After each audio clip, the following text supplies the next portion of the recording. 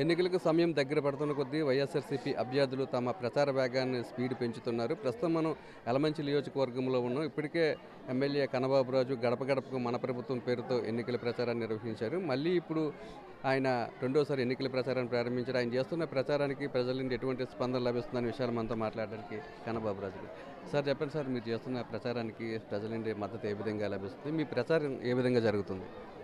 ప్రజలందరూ ఇవాళ బ్రహ్మరథం పడుతున్నారు. అంటే నమ్మకం అంటే జగన్మోహన్ రెడ్డి గారు. ఇవాళ జగన్మోహన్ రెడ్డి గారు అంత విధంగా నమ్ముతున్నారు. ఎందుకంటే 99లో మేనిఫెస్టో పెట్టారు, 100% ఏ ఒక్కటి వదిలిపెట్టకుండా అమలు చేశారు. ఇవాళ ప్రజలకు అదే నమ్మకం. అన్నీ జరిగి ఇవాళ ప్రజల ముందుకు వచ్చి నేను మీకు ఇచ్చే సంక్షేమ పథకాలన్నీ మీరు తీసుకొని సంతృప్తిగా ఉంటేనే నాకు ఓటు వేయండి అని అడుగుతున్నారు ఆయన. ఇంకా అంతకంటే అంత ధైర్యం ఏ ముఖ్యమంత్రికైనా ఉందా? ఎవరన్నా మాట్లాడగలరా? ఇవాళ అన్నీ ఇచ్చే ప్రజల దగ్గర మేము ఓటు వేయడమని అడుగుతున్నాం. వాళ్ళు ఏం చేశారు? ఇవాళ నా మీద పోటీ పవన్ కళ్యాణ్ గారి పార్టీ 10 సంవత్సరాలు అయిన పార్టీ పెట్టి ఇవాళకి ఒక సీటుకి వెళ్ళలేదు. వాళ్ళు అసెంబ్లీలోకి ఎంట్రన్సే లేదు. ఇవాళ మళ్ళీ వాళ్ళు వచ్చి అసలు మేము అధికారంలోకి వస్తే ఏమైనా చేస్తామని చెప్పాలి కదా, ఏదోటి హామీ ఇవ్వాలి కదా. వాళ్ళు ఏం లేదు, మేము అధికారంలోకి వస్తే చంద్రబాబు నాయుడు వెనకాల తిరుగుతామని చెప్తున్నారు. ఇవాళ ఇద్దరు కలిసినా పోటీ చేసినా బలం సరిపోదని ఇవాళ బీజేపీని తెచ్చుకున్నారు.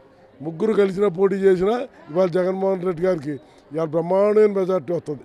ఇవాళ మా సర్వేల్లో అక్కచెల్లెమ్మలు 100కి 90 మంది ఓటేస్తారంటున్నారు. 90 అలా అయితే 175కి 175 క్లీన్ స్వీప్ అవుతుంది. అదేవిధంగా ఎంపీలు కూడా దగ్గర 25కి 25 ఎంపీలు కూడా గెలుస్తాయి. ఇవాళ ప్రజల్లో వాళ్ళకి ఎంత నమ్మకం ఉందంటే ఈ బాబు అంటే నెరవేరుస్తాడు, ఈ బాబు అంటే మమ్మల్ని ఆదుకుంటాడు. ఆయన చేసేదే కదా జగన్మోహన్ రెడ్డి గారు అన్ని అక్కచెల్లెమ్మలకే ఏది ఇచ్చినా, ఇంటి రిజిస్ట్రేషన్ కానీ, ఇల్లు కానీ, లేకపోతే చేయూత కానీ, చేదోడు కానీ, ఆసరా కానీ, విద్యాదీవెన కానీ, వసతి దీవెన కానీ అన్నీ వీళ్ళ అకౌంట్లోనే పడుతున్నాయి అక్కచెల్లెమ్మలు. అందువల్ల అక్కచెల్లెమ్మలు అందరూ కూడా చాలా కాన్ఫిడెంట్గా ఉన్నారు. చాలా పెద్ద మెజార్టీతో అన్నీ గెలుస్తాయి. సరే, అంతకుముందు ఏదైతే కూటమి నేతలు సార్ ఇప్పుడు కూటమి నేతలు మొన్నటి వరకు ఒకరినొకరు విమర్శించుకున్నారు. మళ్ళీ ఇప్పుడు వాళ్ళంతా కలిపి జతగట్టారు. ఏ విధంగా చూస్తారు సార్ ఆ కూటమి రాజకీయాలు? వాళ్ళ కలడం ఏంటి ఇంపాసిబుల్. వాళ్ళు ఎక్కడ కలుపుతారు?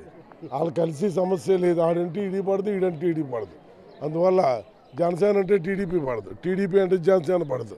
వాళ్ళు ఆధిపత్య పోరు, ఎవడికి పెత్తనం కావాలని. అంటే పెత్తనం కూడా ఆడికిత్తే ఆడి తినేద్దామని చూస్తున్నాడు, ఈడికిత్తే ఈడి తినేద్దామని చూస్తున్నాడు. అంతే తప్ప వాళ్ళలో సఖ్యత అన్నది రాదు. వచ్చినా మన ఏం చేయలేరు. ఎందుకంటే మనకు అభివృద్ధి పనులు, సంక్షేమ పథకాలే మనకు గెలిపిస్తాయి బ్రహ్మాండంగా. ఎందుకంటే అభివృద్ధి కూడా బ్రహ్మాండం జరిగింది. ప్రతి విలేజ్లో కొన్ని మినిమం 2 కోట్లు పెట్టి రైతు భరోసా వెల్నెస్ సెంటర్, సచివాలయం అన్నీ కూడా కట్టాం. అయ్యే 2 కోట్ల రూపాయలు అవుతున్నాయి. అందువల్ల అభివృద్ధి కానీ సంక్షేమం కానీ 2 ప్యారలల్గానే చేశారు జగన్మోహన్ రెడ్డి గారి టైంలో. సరే, యలమంచి నియోజకవర్గానికి పర్టికులర్గా ఎలాంటి అభివృద్ధి జరిగిందంటే మీరు ఏం చెప్తారు? ఇంకా యలమంచిలో జరిగిన అభివృద్ధి ఎక్కడ జరగలేదు. నా ఫ్లైఓవర్ అయిపోయింది టీడీపీ టైంలో.